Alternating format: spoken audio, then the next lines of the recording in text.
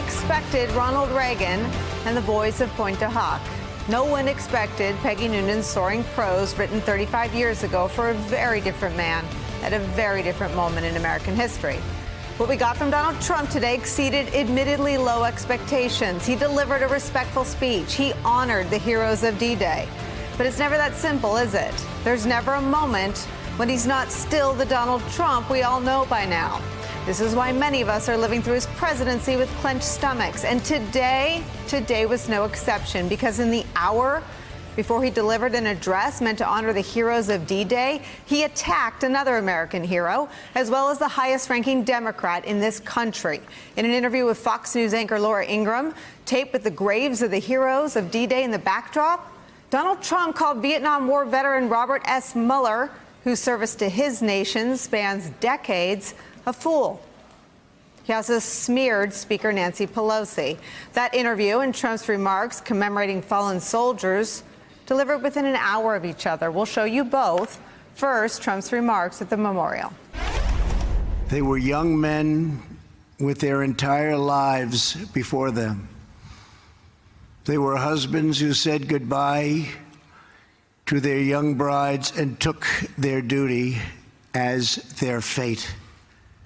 They were fathers who would never meet their infant sons and daughters because they had a job to do. And with God as their witness, they were going to get it done. Here's that aforementioned Fox News interview, taped minutes before he took the stage for those remarks we just showed you. Let me tell you, he made such a fool out of himself the last time because what people don't report is the letter he had to do to straighten out his testimony, because his testimony was wrong. But Nancy Pelosi, I call her Nervous Nancy. Nancy Pelosi doesn't talk about it. Nancy Pelosi's a disaster, okay? She's a disaster. And let her do what she wants. You know what? I think they're in big trouble. So a reminder, at the beginning of that clip, he was calling Robert S. Mueller a fool. Robert S. Mueller is a former Marine. He didn't storm the beaches of Normandy, but he seems like the kind of soldier who might have had he served in that war. For his heroic actions in Vietnam, he received the Bronze Star with distinction for valor, as well as a Purple Heart. He was shot and wounded and airlifted out of the jungle. He once said about his year in combat, quote, "I'm most proud the Marine Corps deemed me worthy of leading other Marines." And today, Donald Trump called him a fool. And as you just saw, Trump then turned his fire on Nancy Pelosi. Here's what she had to say today while she was standing amid the graves of fallen heroes. We are so divided as a country right now. Do you worry about the politics right now, impeachment and everything else that's on the table, and how that can further divide us? Well, again, with all due respect to your question, I'm not here to talk about impeachment, but I do say that on the subject of our veterans, we always strive to work in a bipartisan way. So this is not a departure from what we set as a standard. Wherever we can, we try to be as bipartisan, nonpartisan as possible. That's a comfort to the veterans. That's where we start today with some of our favorite reporters and friends. Princeton University professor Eddie Glaude, NBC News correspondent Heidi Presbella, with us from the New York Times, political reporter Nick Confessori, and Washington Post columnist Eugene Robinson. Also joining us, Robert Costa, national political reporter for the Washington Post. Robert, let me start with you. This is the daily, hourly, second-by-second existence of covering Donald Trump. Even when he manages to elevate himself for a few moments, he's always Donald Trump.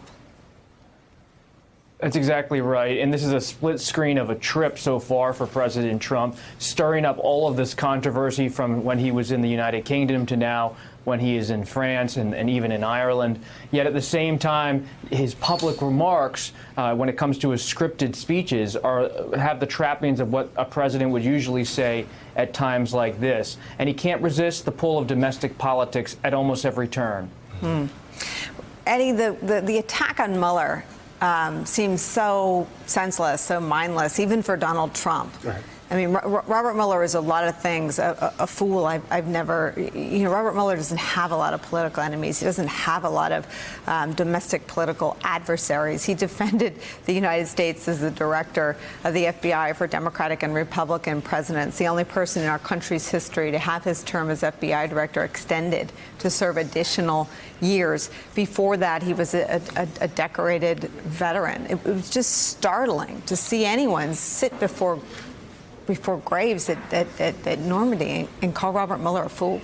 Well, I mean, one thing we do know is that President Trump lacks the capacity to exhibit solemnity in a number of different occasions, right, in a number of different ways. And then the second thing I would say is that he doesn't have a visceral knowledge of how to behave under such circumstances because he's a draft dodger, right? This is a guy who refused to serve. He didn't refuse to serve out of a principle, because of a principal reason for resisting Vietnam.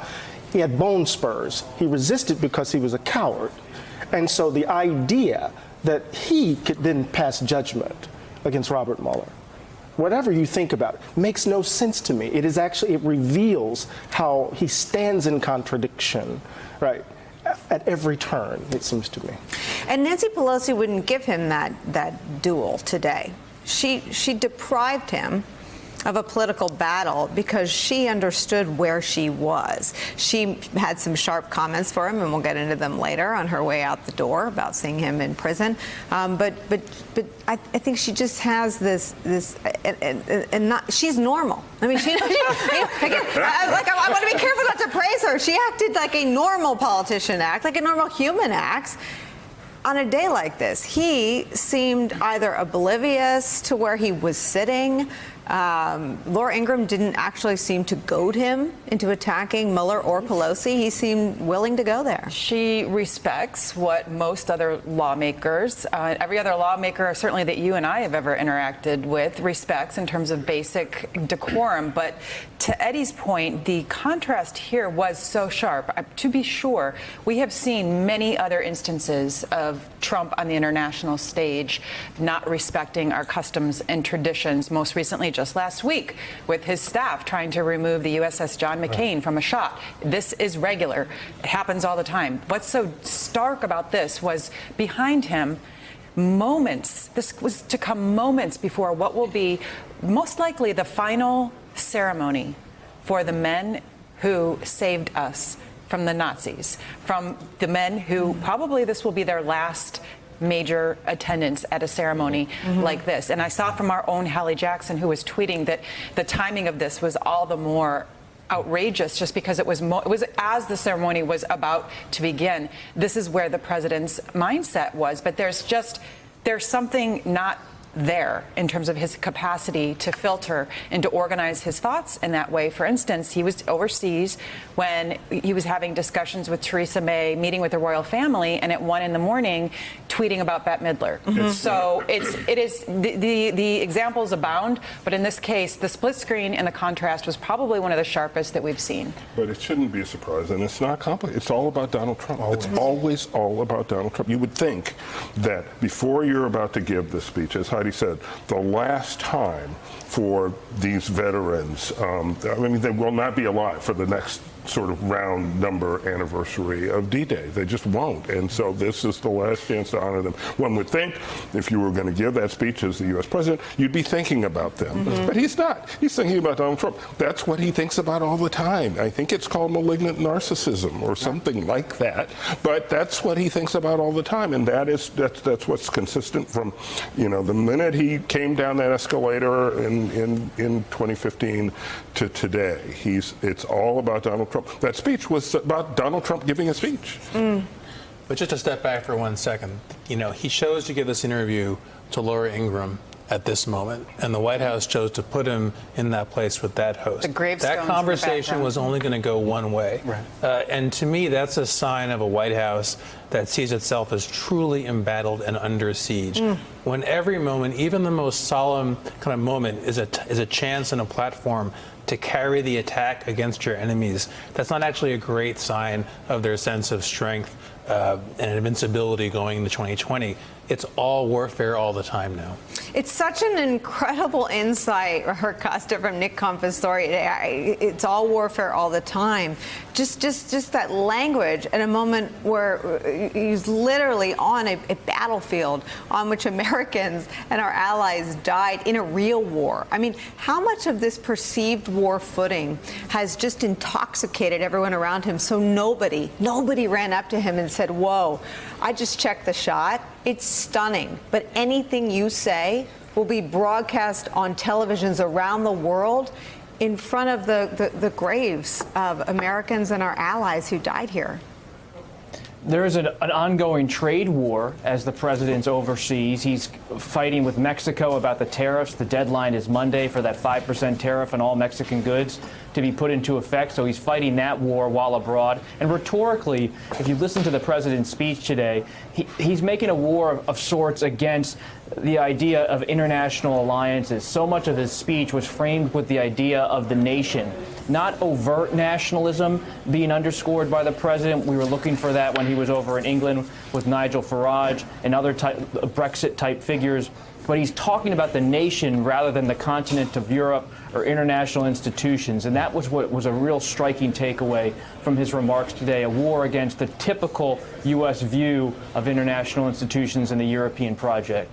Robert Costa, that is such an interesting piece of analysis. I've not heard that other places. Can you talk about who surrounds him when those, because this was obviously a speech written by somebody else, perhaps with or without the president's participation. Who are the architects of that? Because what you're describing is almost a rewriting of our own history. Who are the architects of that? We so often hear about Stephen Miller, the president's speechwriter, but the chief of speechwriting at the White House is actually Vince Haley, a little-known aide who's long worked for former House Speaker Newt Gingrich. And Gingrich is one of these figures, along with Haley and the Republican Party, who have tried to channel the president's nationalism and his instincts and make some kind of doctrine out of it. Of course, the president often does not articulate anything that's coherent in terms of nationalism that would make a clear point. But his advisors, like Vince Haley, Mike Pompeo, the Secretary of State to an extent, are always trying to take those instincts and make policy and a message that has to make sure the presidency has some kind of takeaway from it. It's not always easy for them when you talk to people familiar with their work, as you would imagine, but that is the aim of a lot of their efforts. I mean, that is, Nick Confessore, the most sort of Manchurian analysis I've heard of this presidency, that there are people that are taking these impulses and on the blank canvas that is, a teleprompter speech for this president, really rewriting big pillars of America's history. I mean, people have tried to build a Trump doctrine from the day he arrived in the White House. It's very difficult because he changes his mind a lot. But I do think it's fascinating to consider the man who gave that speech in tribute to the alliances that led to the end of World War II is probably the world's most powerful force for disassembling those alliances and untangling that world order and taking it apart because he does not believe in it. So it was a fascinating moment, perhaps a tragic one, to watch this president give what was basically a requiem for the alliances and the relationships that was kind of made it possible to win that war and win that day. Nick, you and Robert Costa are blowing my mind. Let me try to just throw out some examples of what you're talking about. Shoving aside the leader of Montenegro, disparaging our allies in North America, disparaging NATO, turning it into a golf club for which encouraging Brexit. Right. Encouraging Brexit. No, in the speech, he emphasized and seemed to go out of his way to emphasize sovereignty. Right. Sovereignty of the sort of insular, muscular kind that brought us World War I, that wasn't fixed, and that brought us World War II, and then after World War II, they tried to fix it by establishing an international order, by establishing institutions that knit us together, by establishing the principle of shared economic prosperity, that if ruined Europe became rich and prosperous, that would be good for us. That would enhance our safety. And that worked really well for 75 years. And so now now we have a president who doesn't believe in that and who wants to go back to a way of thinking about international relations that led to the carnage and disaster of the 20th century. Just objectively, it did. This is a guy whose business career taught him that in every deal there's a winner and a loser. There's a winner and a sucker. And he brings that idea to foreign relations with the effects we now see. And let's be clear, this shouldn't be a surprise to us. The blueprint was given to us when Rance and Steve Bannon sat down. And Steve Bannon said there were 3 buckets. We're going to deconstruct the administrative state. We're going to emphasize economic nationalism. Deconstructing the administrative state involved appointing people who were going to dismantle the agencies that they were over. Incompetence and ignorance throughout the government. Economic nationalism involved what? Tearing up NAFTA, dealing with globalists, right? In some ways, legislating through tariffs and the like, doing that stuff. And then the last was national sovereignty, rejecting the post-World War II consensus, right? So he doesn't pivot in that speech to the institutions that were built post the war.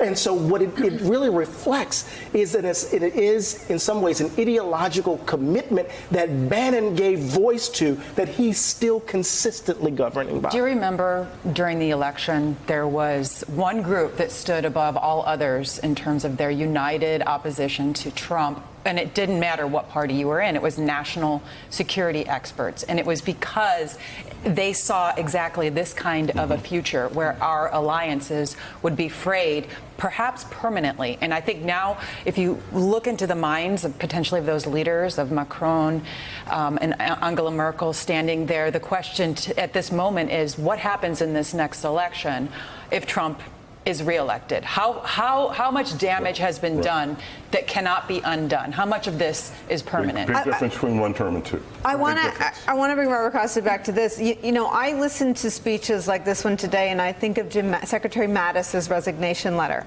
and I think about a man like Mattis, who really was described to me by his friends as a man with no quit in him. He quit. Because at the end of the day, I think he thought that the lives of the Syrians who had kept Americans alive as translators and allies were on the line with the president's policy proposal in Syria. I wonder if there are other people inside the administration who are getting close to that line when they see the president's conduct and treatment of our allies.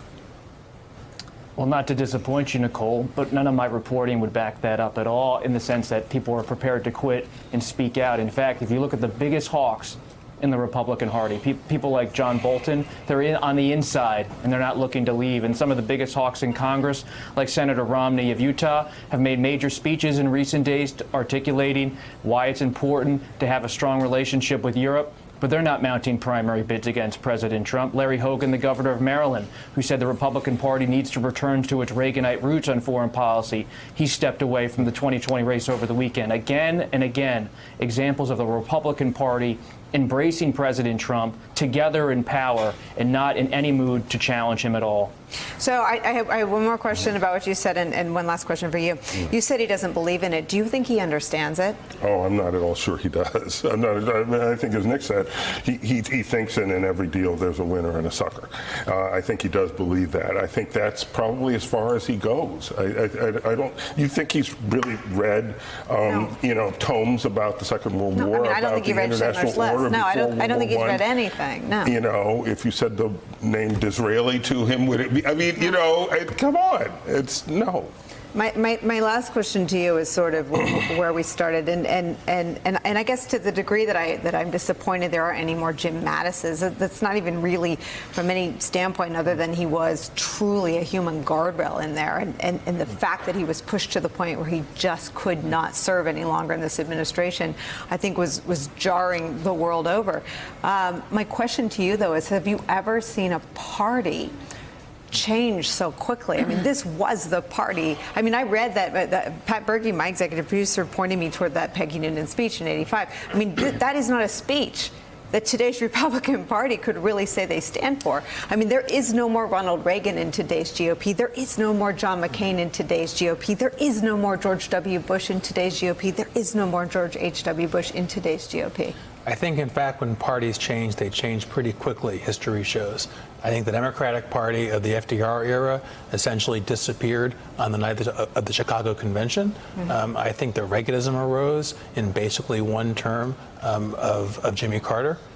These things happen extremely quickly. These realignments sort of, happen under the surface and then all of a sudden explode. But what and I happened don't think we're going to go back to an institutionalist Republican Party. There's always going to be a Trumpist element. It will be carried on by guys like Tom Cotton to some extent, who are not as hostile as the president to these places and alliances, but have his basic idea of the U.S. as acting alone when necessary and being a policeman when it has to be. Hey there, I'm Chris Hayes from MSNBC. Thanks for watching MSNBC on YouTube. If you want to keep up to date with the videos we're putting out, you can click subscribe just below me or click over on this list to see lots of other great videos.